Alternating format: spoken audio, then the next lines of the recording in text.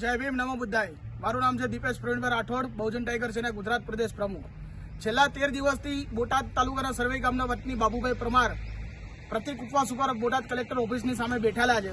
તેઓના ભાઈ રાજુભાઈનું 2011ની સાલમાં અપહરણ કરીને હત્યા કરવામાં આવેલી છે।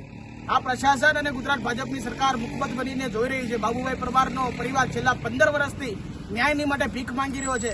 આજે સમસ્ત દલિત સમુદાય, અનુસૂચિત જાતિ સમુદાય બાબુભાઈ પરમારની સાથે ઉભો છે, પરંતુ ગાંધીજીના વાંદરાની જેમ ગુજરાતની ભાજપની સરકાર અને આ બોટાદનું પોલીસ પ્રશાસન મુખબત બનીને જોઈ રહ્યું છે।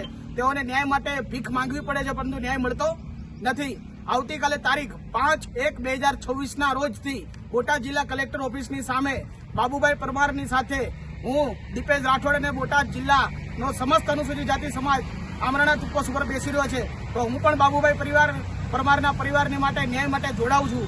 તમે પણ જોડાઓ અને બાબુભાઈ પરમારને અને મૃતક રાજુભાઈને ન્યાય મળે તે દિશામાં આપણે કામ કરીએ। ઇન્કલાબ જિંદાબાદ। જય ભીમ નમો બુદ્ધાય।